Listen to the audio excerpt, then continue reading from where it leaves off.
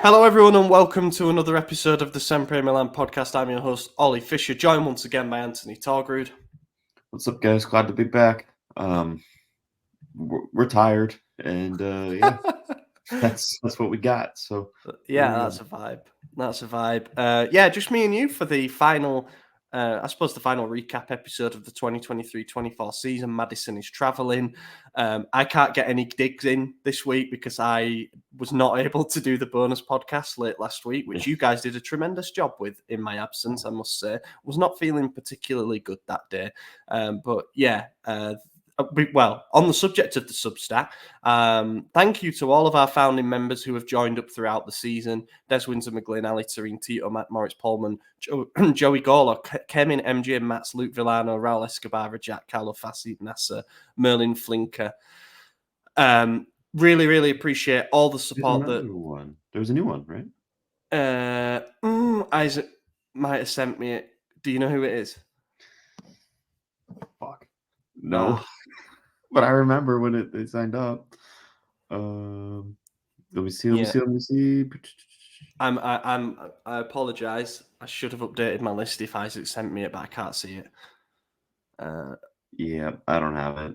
Okay, next week we will have it right, and sorry to whomever that is. But yeah, thank you to everybody who has signed up to the Substack, to the founding members who've shown us support through what has been quite a it's been a difficult season. Really, we haven't had anything to show for it in particular, and yeah, we hope for that to grow from strength to strength. Over the last week, we have had articles such as Isaac's yesterday, where he did a long read on Pioli's tenure at Milan and how it will be judged. Well worth the read, I must say. As mentioned, the bonus podcast where you two guys did a ranking of our home shirts under Puma, or Puma, as the Americans would say. And yeah, I agreed with some, I disagreed with others, but kits are always personal preference, and we got to see the new one in the flesh in the Salernitana game.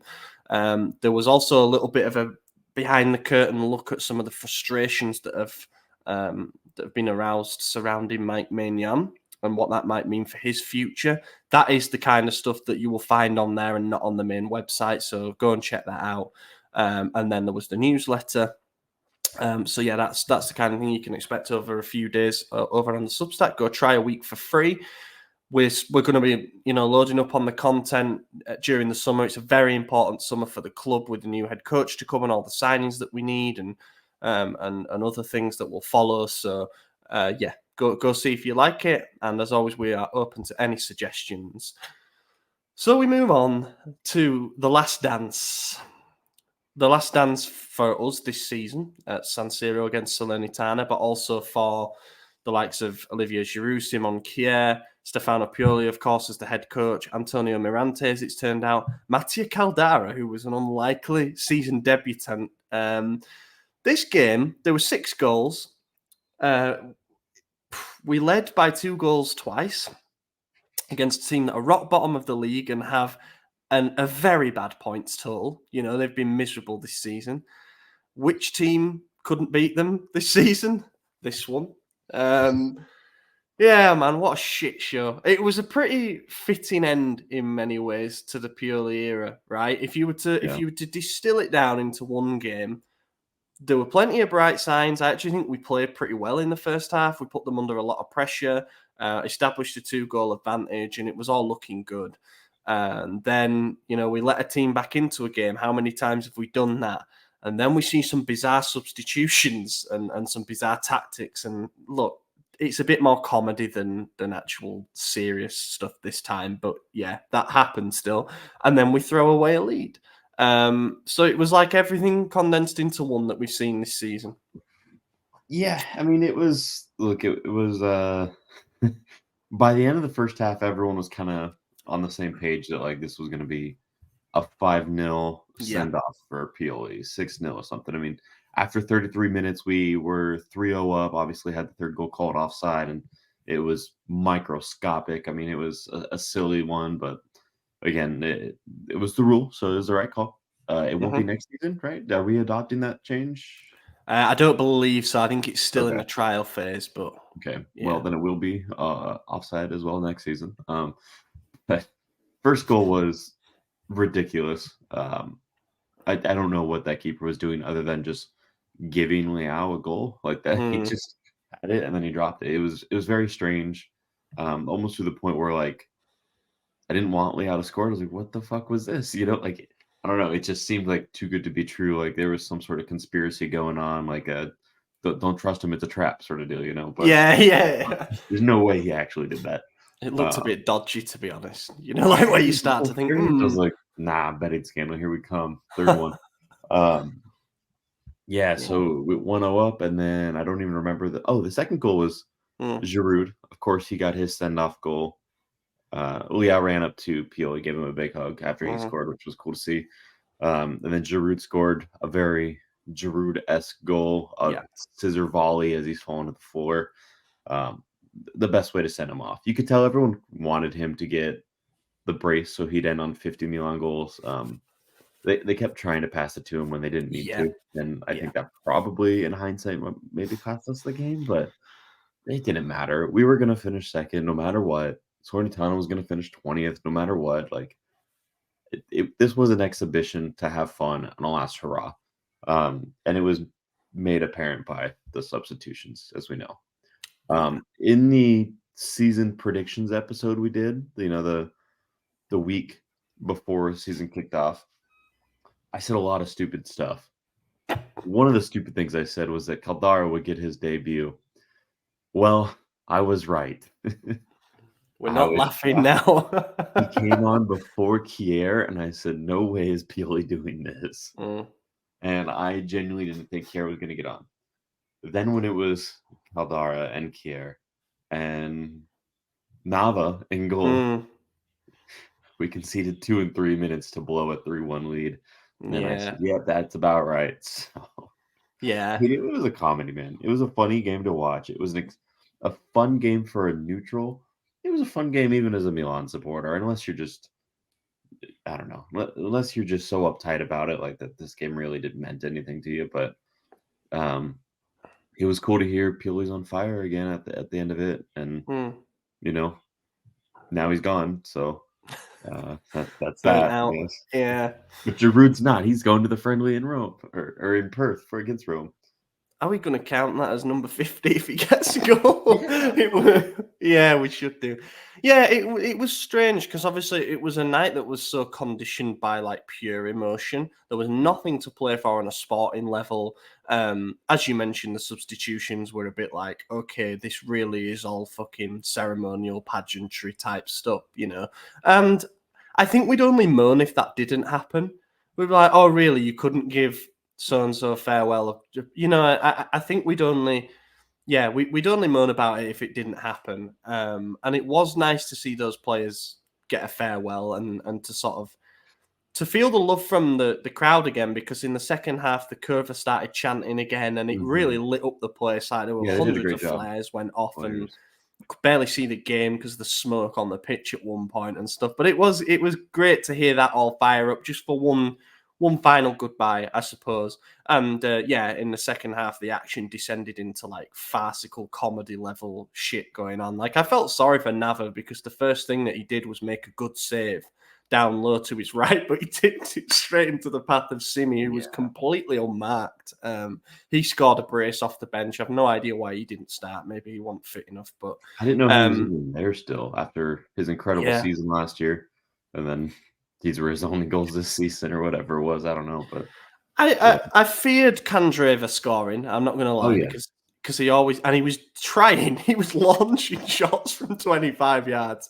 But yeah, thankfully we managed to see him off. But yeah, I just can't believe that we concede 2 goals in the final. I mean, I can believe it because as I say, it's pretty befitting of a season that has been such a roller coaster. But yeah, what a way to send him off with another defensive collapse late in a game. It just feels so right. Um, can I give a hot take? Go on. I don't like that we do the send-offs. Hmm. I thought it was fitting for Zlatan, but his career was a lot different. Is Giroud Mhm. okay? I kind of get it a little bit, but he's going to LA. He's He's Not transferring. He's not retirement. retiring. Yeah. Morante and Caldara got a mention, and I think that's fine. They're leaving. So best of luck to you guys. Cool. Okay, that's about it. Here, I don't really see it. I think he's spent most of his at least the second half of his tenure with us kind of being attacked for playing. He wasn't he was a fan favorite, but he wasn't always a fan favorite. And No. I don't know, it just seems strange to do like 3 back-to-back send-offs. And Pioli, I go back and forth on it. Obviously he won us a league title. He's going to be fondly remembered. He one of our winningest coaches in history. So I think it does make sense. But it is also kind of strange because at the end of the day, he was fired. Like, he Yeah. had another year Yeah. to go. So I don't know. It's a little Yeah. strange. How many coaches get that kind of send off when they've effectively been sacked? Yeah. It just does not happen very often. I mean, you've seen it a little bit like Premier League. You sort of got Moyes leaving West Ham after a lot of their fans thought he did well with what he was given, and like you do see it sometimes, but it just felt so strange because, as we mentioned in the preview episode, it's like everything in the second half of this season has been so toxic towards Pioli and this team, saying you've underachieved massively. We've lost the big games again, another derby defeat and everything. It's like everybody just put it to one side for 90 minutes and was like, I love you. I'm your biggest fan. It all felt a little bit hypocritical to me, but I am still glad it happened, if you know what I mean. I want us to be seen as the right kind of club and not just Yeah. I mean, soulless idiots. I guess I don't agree with what I I don't fully agree with what I said. Like, I don't like them, but I do. And it's a weird one. I can't put it into I words. know what you mean, though. Yeah. It didn't feel necessary, I Mm. guess, because none of them are retiring. Kier might, right? Kier City might. What do you think would have happened if the game was away? Did this only happen because we happened to see off the season at San Siro, and Maybe. therefore it stopped any need for like a farewell interview or that kind of thing? It was just like get him out on the pitch for 5, and that's all it was. It ultimately lasted about 15 minutes, so that's not Yeah, it too wasn't bad. anything crazy. But yeah, like they gave the microphone to Kier first, then to Giroud, and then to Pioli to sort of say a bit to the fans. But yeah, I think that like last game of a season at home, no matter how bad the season has been, it has always been a bit of a tradition to kind of do a lap of honour or to Mhm. acknowledge the fans, to thank the fans for the support during the season. That's sort of traditional. But yeah, it did feel overshadowed by farewells for 3 figures, more than that, but the main 3 guys who most people haven't wanted here for most of the season. And It puts you in that's a the part strange, that yeah. yeah, I think that might be the part that gets me. Not because they don't deserve it. Like, they all were wonderful servants of the club. It's just it, like I said, it seems a little hypocritical. Like, Klopp got his from Liverpool, but he also announced he wasn't going to continue next season like Mm, months ago. You know, and that was a truly mutual consent thing. Whereas yeah.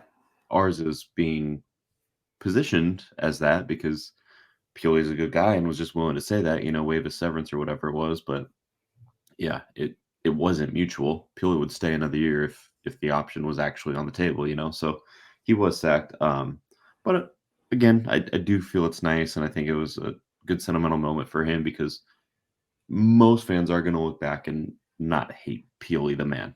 I think everyone's going to really appreciate what he did for the club, who he is, and that obviously he didn't handle everything perfectly. He made a lot of mistakes, and ultimately that is why he was let go. But overall, he is look. He got over 100 wins for Milan. Like, that's how many managers can say that? Mm, 5. And mm, mm.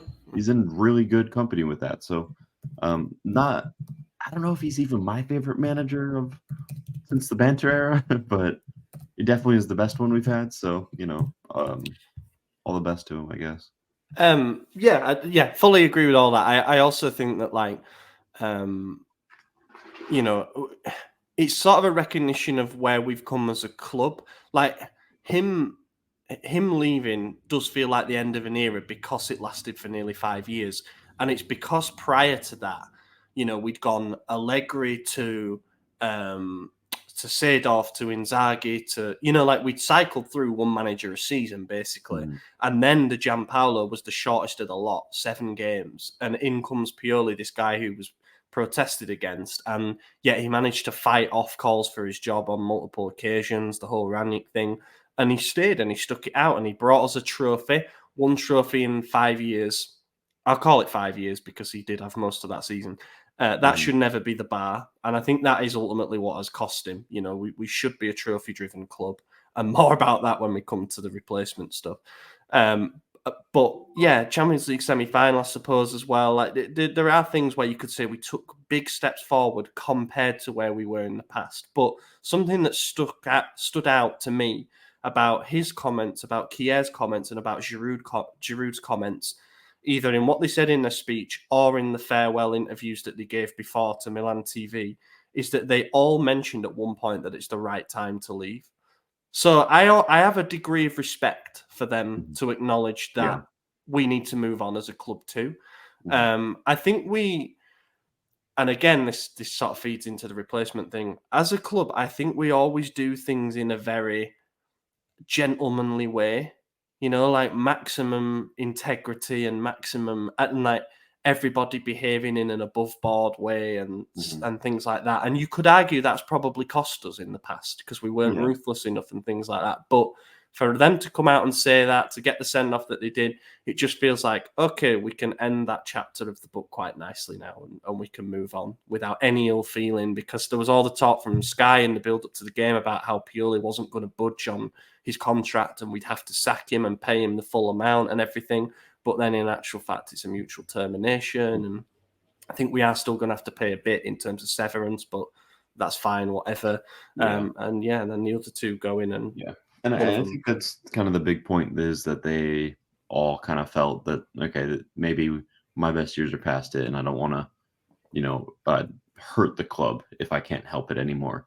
And they definitely were at that point. Drew probably could have stayed and put in, close to 10 goals next season, but how many games would it have taken? How many missed opportunities would there be?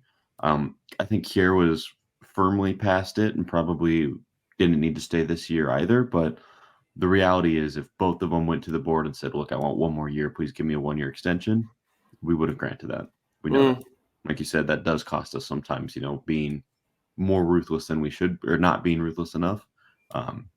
You see it at other clubs where big name players or legends of their teams do get cast off because, like, you're past it, we need to win, and Milan's never done that. And sometimes that's frustrating to see as a fan, but also it's like, as fans, you build bonds with these players, and you don't want to see them hurt their reputation, legacy, whatever it is, by staying that extra year past it. And I think it's nice that they all kind of agree that it was time to go, because we would have offered it if they asked to stay. So it was cool that it was on their terms. They didn't get frozen out and forced on the bench all season. I mean, Kier kind of did, but he also had some injuries, and it was just a good way to go out. I still don't think they needed the send off. Like, ceremony. How many games did Kier play? I genuinely don't know. Was it like 150 maybe on the high end? I'm gonna guess. Joining summer 2020. He definitely did 100. I would say definitely did 100. I'll have a quick look now. But yeah, and then obviously Giroud was over 130. Over 300 for Giroud? No, he was only here 3 seasons. Yeah. Oh, in career games, it'll be well over that. No. Kiev or Milan, come on, transfer match, very slow. Played 121 games. Okay. 1 goal, 3 assists, and that 1 goal was at Old Trafford, which people forget, although we didn't end up going through as a result. And Giroud played in total all competitions 132 games for us, so I wasn't far off with 130. As you kind of saying there, I think loyalty is a two-way street as well. So that was a part of the reason that Kier and Giroud stayed maybe a season too long. Kier in particular, Giroud not so much, but Pioli, you could say that probably applies to as well. Just a recognition of what's come in the past rather than what might come in the future. And again, does that cost us?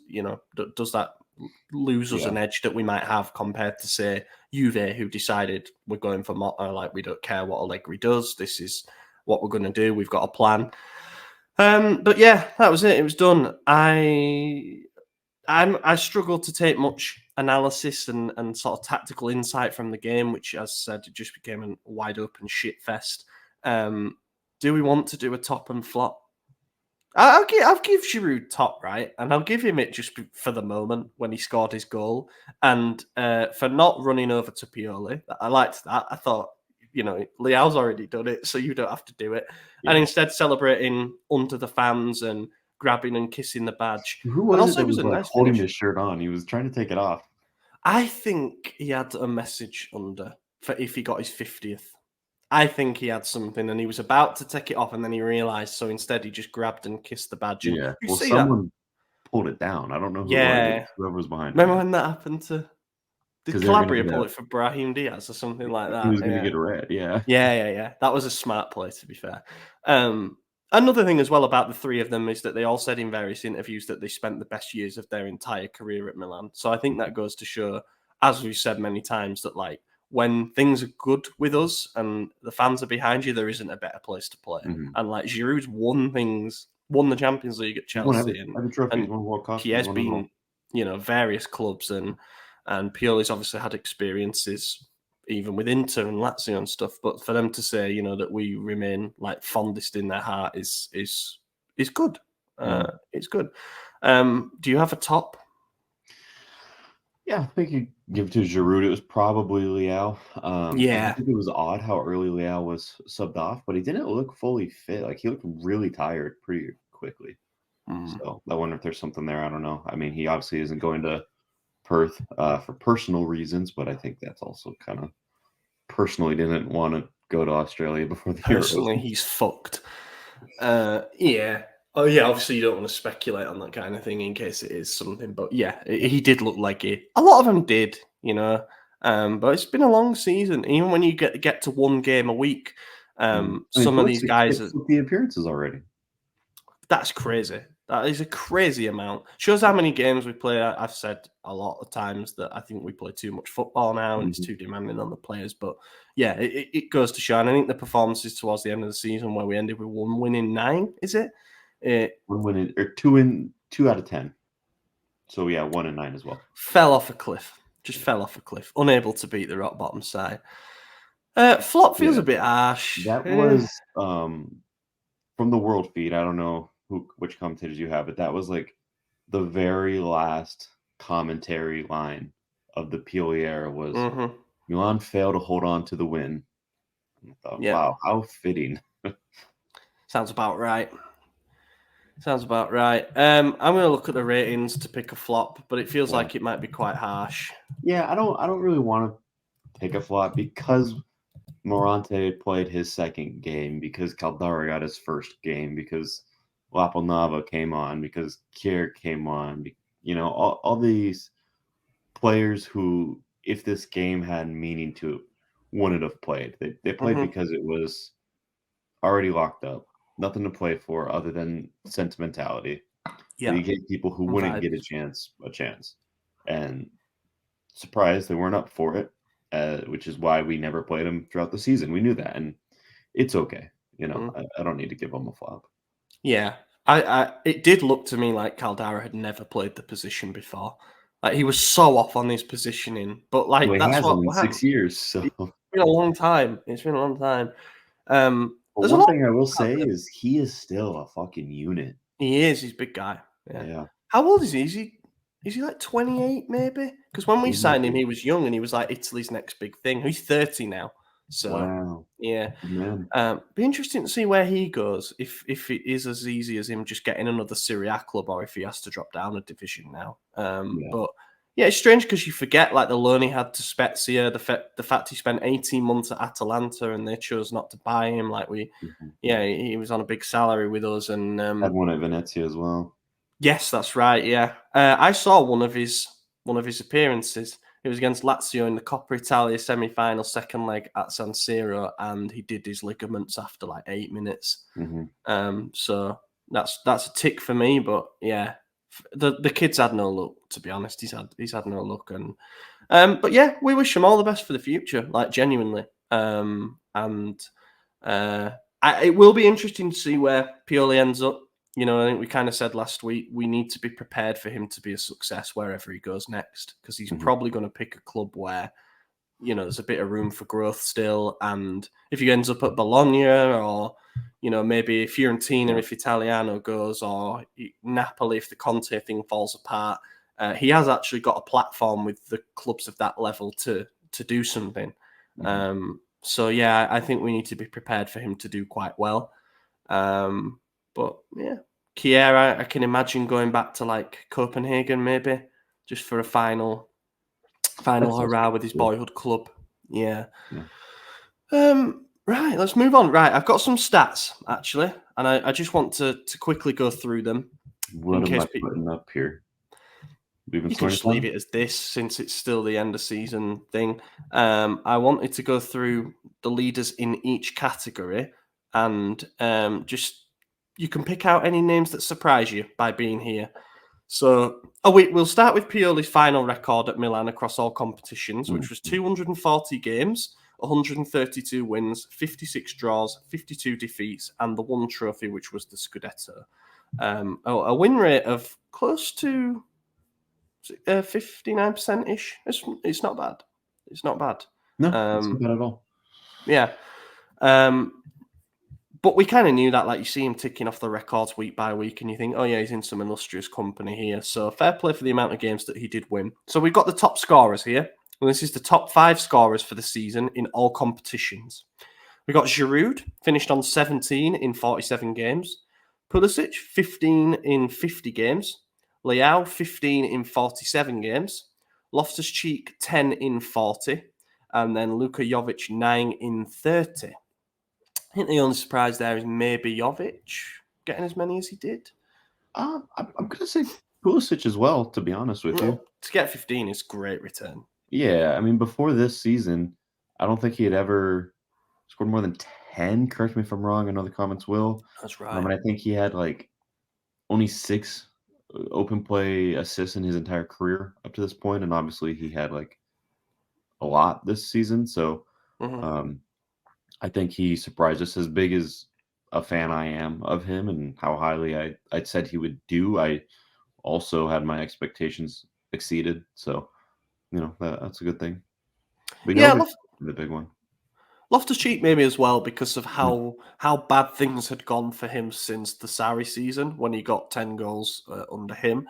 But we just didn't see any end product from him from about February onwards. So that's unfortunate. But hopefully when comes back fully fit and maybe with a different coach, might not even have a starting spot, we don't know yet. But there's something to build on there with him, and he's had a very good bounce back season.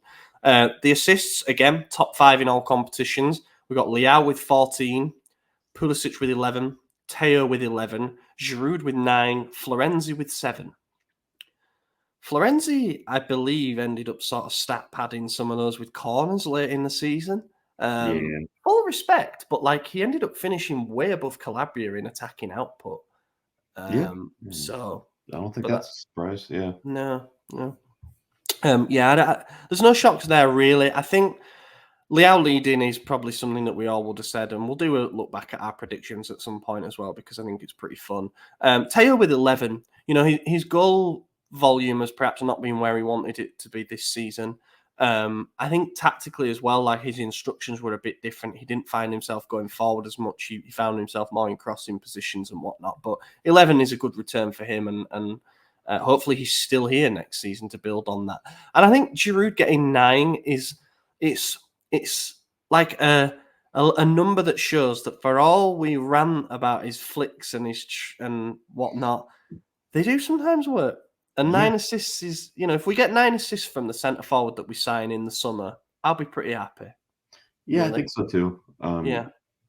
As long as the goals are more. Yeah.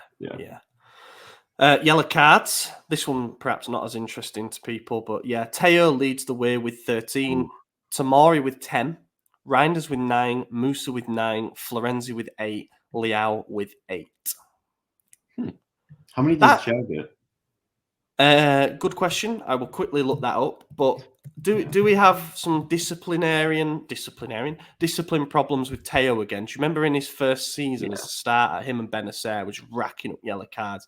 Teo's, I think he's got a couple of them, at least a couple of them for dissent as well. So, That's the main thing with Teo is that Tamori gets him because of stupid challenges. I don't think he's malicious. I think Teo can be at times. Same with Florenzi. I think he's just misses his challenges. Moose is an interesting one. I don't know if it's just because he's been played in every possible position in the lineup. It's like he's just kind of all over. I didn't expect to see his name on the list, but when you read it off, it's not the world's most surprising thing because you think back and you're like, okay, yeah, he did get a lot of silly ones every now and then. So I guess that adds up. Yeah, Chow had 5. That's less than I expected. Actually. Less than I thought too. Yeah, because I think he had a couple of them when he gave away challenges. How many red cards did he have? He had 1. He had a 1 red card, and that was against Juve, wasn't it? When he took down Moise Kean. Florenzi getting 8. I don't recall any of them, to be honest. Like genuinely, Reinders 9. I thought that was quite high.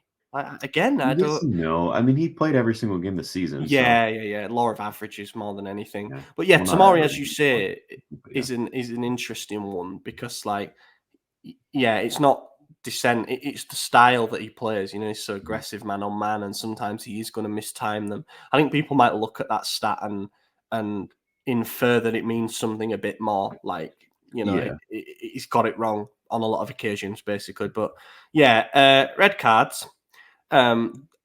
These all have 1, and the rest didn't get 1. Giroud got 1 against Lecce when he lost his head at full time. That was quite funny.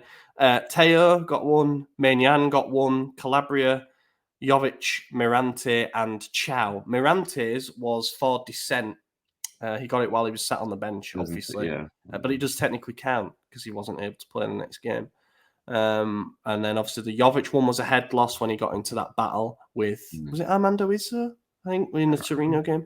And what else we got? Mike got 1 for the Genoa game. GBH. That led to a great Giroud moment. Teo was the derby fallout, obviously. As was Chow with the that was Juve. Yeah. Tamori's was the Roma game right before Juve. The Roma game right before the derby, sorry. Yeah. We had the most red cards of any team in Europe across the top 5 leagues in 2024. So fix that because the list of names there. Okay, Jovic, Mirante. We're thinking they might not be a big part of the plans next season, so it doesn't matter so much. But genuinely, is it a sign that there was a bit of a collective head loss at certain moments? I'd say probably there was 1 more, and it was minutes related. Let me find this. Okay, so here's the most minutes. Teo, this is all competitions. Teo had 4,055. Reinders 3,869. Maignan 3,702. Pulisic 3,611.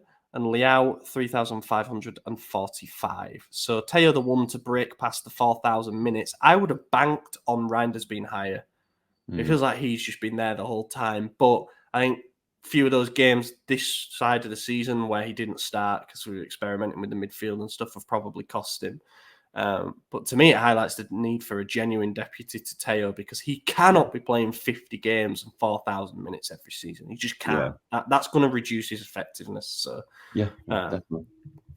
Okay, let's move on. Let's do some talking points then. So since we last spoke, since we last spoke about this, obviously we speak every day. We're very close. Fonseca. I ask myself the same thing very often. Fonseca seems to be the guy. It's still not official, but they were never going to make it official before Pioli's farewell, I don't think. But Fabrizio Romano, among other sources, is reporting that it's going to be an initial 2-year deal with an option for a third. Apologies if you can hear the siren that's about to go past. 2-year deal, option for a third. And for all the reports that came out saying it was going to be 4.5 million net per year salary like Pioli was getting, he's actually getting 2.5 million net. Is that in itself a bit of an indication of something here? Yeah, it seems maybe like we're trying to cut corners on the manager, and wishful thinking says that means we're gonna go bigger on the players. Maybe I don't know. It's look before I get called unambitious in the comments or whatever. Like Fonseca was not my first choice. Wasn't Nope. even my second or third. But I don't absolutely hate the signing. I think he'll do a lot better than people imagine. Do I think he'll last as long as Pioli? Probably not. It is a 2-year deal, which in itself is indicative that it's a test, which isn't my favorite thing to do because you see Juventus going for one of our choices in Malta and also wanting Calafiori with him. And then you see Napoli finishing 10th, and yet they're getting Antonio Conte and supposedly going for Buongiorno as well. So it's like, okay, there's two rivals getting two coaches we wanted and two players we wanted. And who are we left with when we knew we were getting rid of Pioli just about all season, So it is a little frustrating on the management side. I'm not exactly thrilled about it. That said, I think he can do a good job. I think he is similar enough to Pioli that the transition won't be crazy difficult, but I think he's different enough to where, it's something we can build on and improve with. I also think when you get a new manager, you see some things change with players in terms of like the disciplinary. I think when you're with someone for as long as they were, you get more comfortable. And when you're more comfortable with your friends, you're more loose. You say things that might be a bit edgier, you have more of a fun time. And that happens when you're with someone for 5 consecutive years. So now you bring in a new guy, you don't know how he's going to behave. You're going to be on your best behavior. You don't want to lose your starting spot. Or if you're a bench player, you think, oh, here's my chance to earn one over the former gaffer's favorite player or whatever it may be. So, I think you're going to see the new manager effect in full swing, and I think it is going to work out decently well. Do I think we're instantly going to win the Scudetto or beat contenders? Maybe not.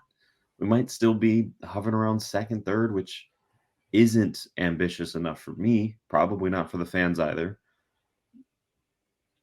But I still kind of have a feeling that like maybe it's the right call, The part that worries me is that we did the Lopetegui thing and then we swapped it. So it's like, how much did we really think about this?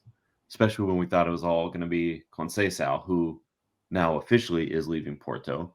I wonder if we go back in for that real quick before Fonseca comes back, because we're not signing contracts while we're in Australia, So we could still be talking. I don't know. It's interesting. Well, Moncada and Fellaini have stayed behind as well. They're not going with the team there. So does that imply we're going to be doing some business while they're out there? Probably. Yes, to the great. Well, you'd hope so, wouldn't you? But Ibra has gone with the team to Australia. We're not at the point yet of doing a big deep dive on Fonseca, up to this point, and his system, style of play, who he might bring, that kind of thing, because we've seen with the Lopetegui stuff that things can U-turn very quickly. But if he does get appointed, we will do that deep dive. I think.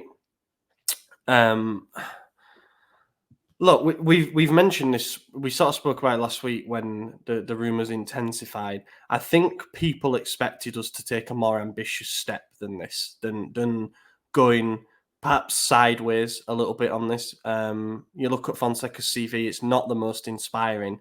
But I think what has irritated people even more is the sort of sliding doors moments that have appeared with various other coaches. So you've got Motta. We were supposedly the ones to reach out first out of any club about Motta in January, and then we parked that. We've obviously got Conte. He's supposedly signing an 8 mil / 10 mil a year deal with Napoli, depending on which source you believe. So he's going to somebody who might be considered a rival for the top 4 next year, although they need quite a big jump. I'm still not convinced that's a brilliant fit either, to be honest. Two very explosive personalities. It doesn't feel like a good marriage, that. But you can make a genuine case that he'd have come in here and done a good job. He's a guarantee of success, at least domestically.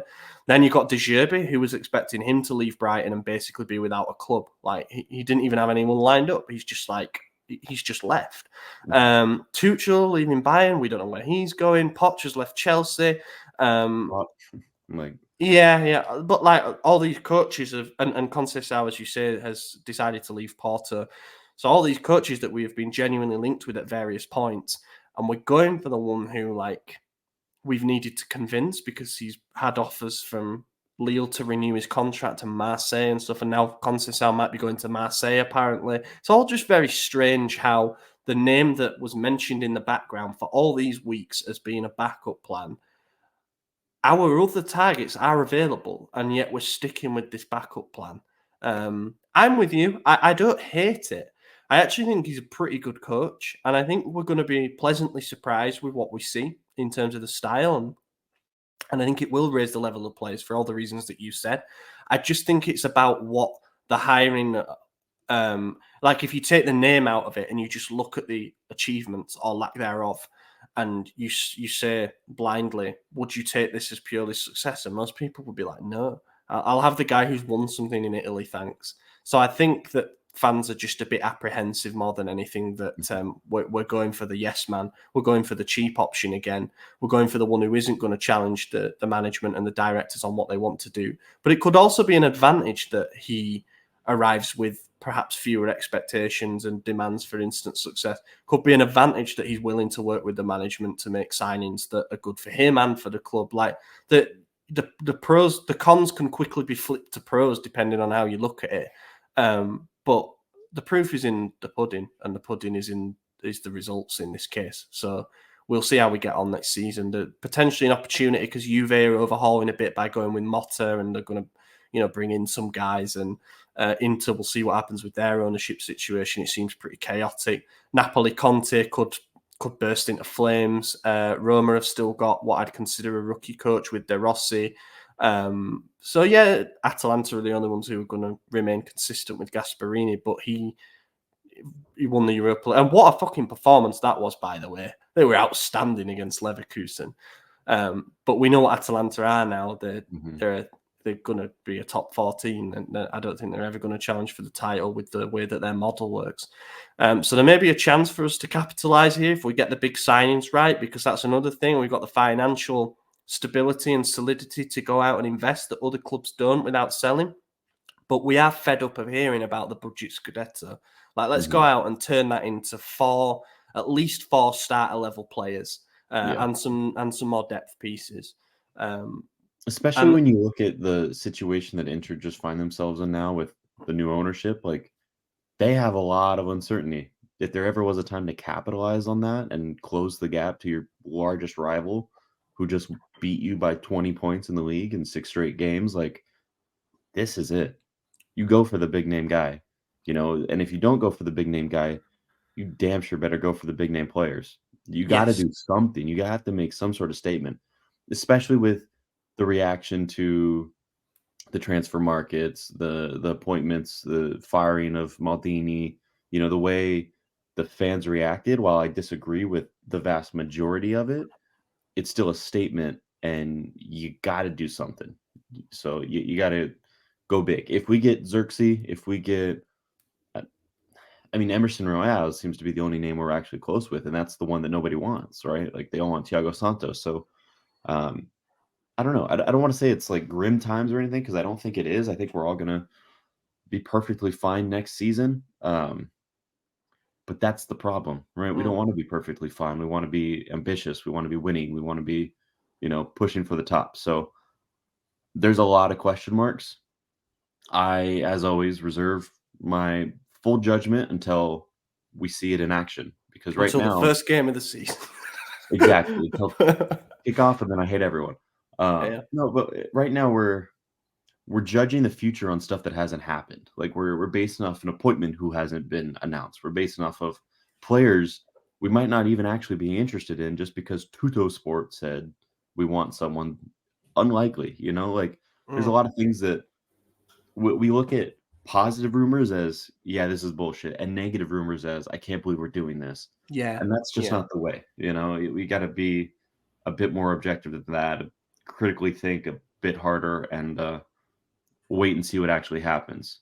But if the bad things do happen, as we've seen with the Corva, we will speak our mind and we'll make that known. And we should. As fans, that's all we have is our voice. So Yeah. speak it.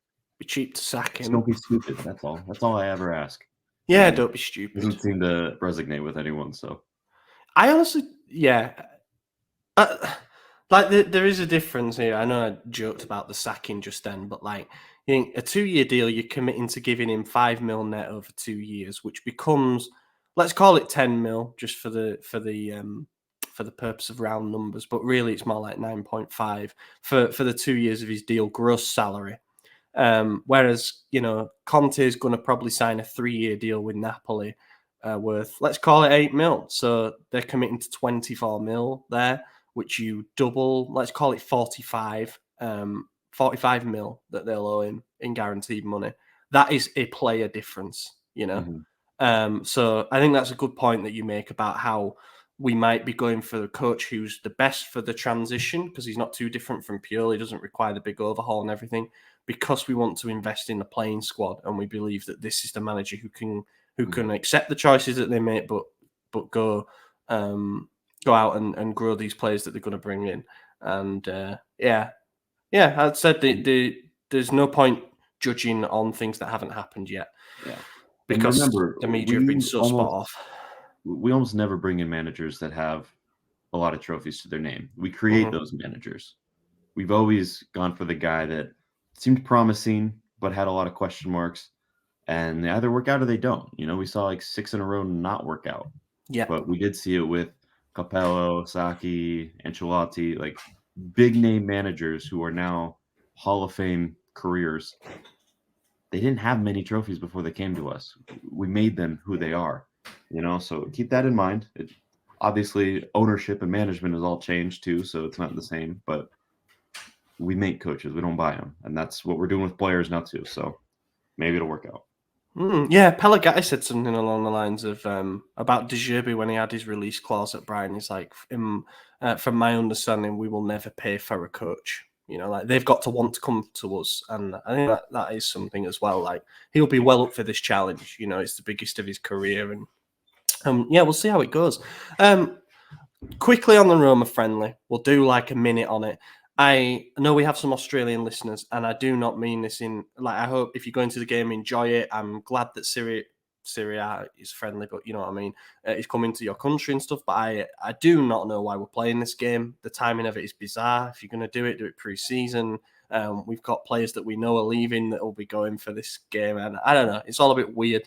But yeah, we're playing Roma on Friday. It's 7 p.m. their time, and because of where Perth is, it's actually 12 noon my time, so I guess it'll be 7 a.m. for you guys. But that is because Perth is so far over on the west of the country that it's not like what you think in your mind, 12 hours ahead for us, Sydney, Melbourne. But yeah, Optus Stadium looks nice. We're taking a pretty competitive squad. No Leao, Pulisic and Morante for personal reasons. And we'll see what happens. I think Lukaku's not going for Roma, but apart from that, it's looking, pretty strong. And I hope it's a good game. I hope they drop the gloves and just say, yeah, let's have a 4-4 or something and have a bit of fun with it. Bonera as the manager. It will. For this? Yeah, it will. It will not be his first rodeo. He took charge of 3 games, two wins and a draw during the COVID period. One of those wins was against Napoli as well, away from home. So I won't watch. I'll have to be driving to work, so if I want to watch it, I could watch probably the first half. But do you want to? Then I have to wake up early to get ready for work, so I'm probably not going to. It's okay. Yeah, I hope everyone has fun. Shout out Michael Voluti, one of our original listeners. He called me out for saying there were no fans in Perth. He's from Perth, and he's been listening since the inception of this podcast. So I apologize, and shout out to Michael. Yeah, that's it. That's the whole Perth preview. And then we move on to listener questions. Okay, number one from Ohio Mats. Why do so much of the press want an Italian coach above all else? They rank Motta and De Zerbi above Fonseca despite him having more titles than the two combined. As a non-Italy fan, I find this nationalistic and short-sighted. Yeah, you're right. That's what it is. They want Italians because they are Italians. Same reason Oli wants Tomori and I like Pulisic. You like your people. You want to root for them. So of course, Yeah. And Italy's might be a bit bigger on those ideals than some others. And yeah, that's it. Yeah. If we hire a foreign manager, they're gonna have a lot shorter leash than if we hired, say, Conte. Conte would be able to get away with some bullshit, and he will cause some bullshit. Fonseca, not so much. If he makes a mistake, he's straight to the gallows because of that, and that's just how it is. Always has been, always will be. Mm-hmm. Yeah.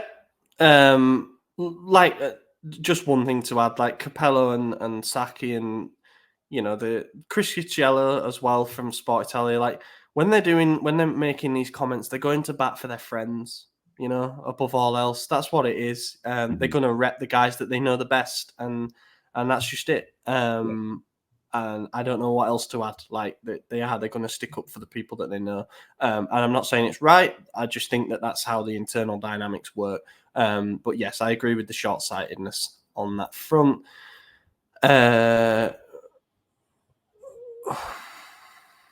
Okay, Gregory Peck asks, Zlatan has a winning mentality, not competitive that the management team want to perceive they have. His choice of coach was overruled. If things don't go his way, how long do you think he'll last in his role? Yeah, that's something I've actually asked myself, because the only name that I saw that was actually his was Van Bommel.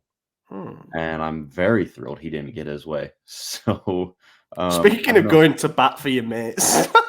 Yeah, exactly. Yeah. That's like nepotism at its finest, like that's crazy. What has he done? Yeah, it is an interesting experiment to say the least. Someone here asking if Fonseca might be a stop. This is Rajat, by the way, asking. I've never thought about this until he's just said it here. Could Fonseca be a stopgap until we get Klopp? Yeah. I mean, it could be a 2-year deal. Is, like I said, indicative that it's a test and also a year trial, and he either does well and we keep him, or he doesn't, and there's a guy available. Yep, that's exactly. an interesting theory. I don't think you can ever hire a manager thinking, well, if it fucks up in a year, then we're golden. You can't do that because you're still committing millions of euros to this guy. But it is an interesting theory. And if you're bringing in a guy you think there's a 50-50 chance he's going to fuck up, why are you bringing him in? Yeah. Guarantees. So I get a stopgap, but at that point, Pioli had a year left on his contract. Yes. Like if you're just waiting one more year, keep the guy. So, yeah. There's some stuff here that's giving me ideas for a bonus pod. But what I want to do, this isn't a question, so it might be switching back to a talking point. I forgot to mention, Abate announced that he is going to be leaving, and we've spoken about this before, and we disagreed on it in the chat because I was arguing that he should have been given the under-23s job. I don't think you were arguing pro Bonera. You were just saying this is why it's happening, and I totally understood that. But essentially, the crux of it was I thought he's done a couple of good years with the Primavera. He's led us to the UEFA Youth League Final Four twice. We got into the playoffs this time, and we got eliminated by a draw. That makes sense, but yeah. And then he announced after that game against Lazio that he would be leaving because he feels ready for a senior job. Now, I think we can infer something from this, and that is that he was leaving no matter what. Yeah, I agree. It makes you wonder, does he consider Series C U23 team, while it's a professional job, is it actually? I think when he says I'm ready for a professional job, he's referring to top flight, right? He has and he was never going to be promoted to take over the first team. So, and you did call that. I said I think you just stay, and you said no, he's leaving. If he's not getting the under 23, he's out. So, while I was right in that he wouldn't take the U23, you were right in saying he was going to. Both right. Yeah, Yeah, I wonder where it goes. it will be interesting to see where he ends up now because, my personal feeling is that he has an offer on the table and he has done for some time, and that the reason Bonera was like so quickly cast into the under-23 job is because we knew that Abate was leaving. Otherwise, we might have potentially offered it up to him, but we don't know how all those sort of internal things work. I have just quickly searched to see if there was any rumours about where Abate might go. It seems Serie B clubs are been the most linked. Pisa being one of Pisa. them. That's what I was Pisa. thinking. God damn it. I like Pisa. Yeah. They're not like that great of a team. I think they finished mid-table last year. But yeah, that'd be cool. Yeah. Gattuso was at Pisa for a bit too, wasn't he? Yes, he was. Yeah. He was. I was going to look where they finished last season because I thought that they were in the playoff running and then dropped off a little bit. They finished 13th and they had a really bad end to the season. So yeah, I think they were in and around and then they made a change. I wondered if Brescia might be a shout because obviously we have quite a lot of links with them as a club, like the friendship between them. It's not far from Milan, and then there's teams last season who massively underperformed, like Bari and Spezia. Those two finished down near the bottom end of the table, so perhaps giving Abate the task of reviving a team with Serie A pedigree in the past could be interesting. It will be interesting to see how he goes, and also it doesn't rule out him coming back at some point. He just wants to go and get his experience now while he's in his late 30s, and I wish him the very best. He's done a great job. Yeah. I mean, he needs to get a pro license, and the system in Italy is set up to allow former players to kind of skip the line and skip the UEFA B, UEFA A, all that, and or skip B and go straight to A, which is what you need. And I think he's done that already. So now he was a team. He could go get the UEFA Pro or something like that. I don't remember the exact. It was part of the course that he was doing where like he went to visit Ancelotti and he spoke with Motta when we played Bologna's Primavera, basically did a tour and spoke to loads of different coaches, and apparently that was part of the course that they were doing. So I imagine that this summer he'll get his A license. But I don't know that for certain. But yeah, then also I think there is a rule, I could be wrong, where like you can coach a team if you're doing it. Because isn't like Fabregas underqualified, basically? Yeah, Fabregas doesn't have any actual coaching license. He's technically an assistant coach. And one of the weird things with it seems kind of like chicken, but who came first, chicken or the egg, is like you have to coach a team to get your license. And it's like, well, if I can't coach without it, sort of deal. So there's like very specific caveats to get in there. Again, the system in Italy is very much designed for former players to become coaches, and that's why the Italian A license, while it's the exact same as all the other UEFA A's, it's held in much higher regard because to get it as a normal person is much more difficult. That's why all Italian managers come in at like 55, 60 years old. You could go to Scotland and get your UEFA A at 33 years old and then, coach all the same teams that you could if you had the Italian one. But, then the in circles, no, right? Like it's a bit different that way. It's like, I don't know, people who buy cars and you both have the exact same car, but one of us has like the higher spec one. And you're like, oh, that's the good one, but they're the same shit. So it's kind of like that. It's like having degrees from different prestige universities. There you go. Isn't it? That's much better. But I like the car one. That's kind of cool. Yeah. We're rocking around in a Ford Fiesta. I can see Abate coming back in the future if he does well. It's not the first time we brought a former player in as a coach. Won't be the last. So, that's it. Yeah, and we'll wrap it up there. And just before we sign it off, thank you to everybody for listening to the podcast throughout the season. As mentioned in the intro, I know it's not the season that we all hoped for, but honestly, we're so grateful for the community that we've been able to build here. Seeing the same faces pop up with thoughts each week's on the game and stuff, it's really rewarding and gratifying for what we do. I know the cast are sometimes chopped and changed. We've done things like the watch along. We fired up the bonus podcast every week now, and yeah, we're really excited about where things can go, and we hope to be talking about a more successful 2024-25 season. But yeah, the 23-24 campaign is a wrap. I've been your host, Oli Fisher. Find me on Twitter at Oli Fisher. AJ. Yep. Thanks for listening, guys, and we'll see you for the first summer podcast next week, huh? Yeah, we're going to keep doing weekly recordings, aren't we?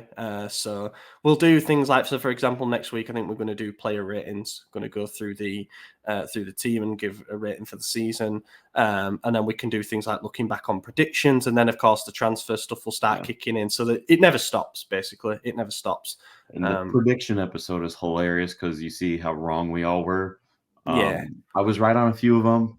But my God, am I going to get roasted for one of my predictions? I already know. So you and me both, brother. Yeah, thank you for watching, everybody. We will catch you again in a week's time. Gol! Ancora Teo! È una meraviglia! Il gol di Teo Hernandez da un'area all'altra! È una meraviglia! Senti il mio cuore!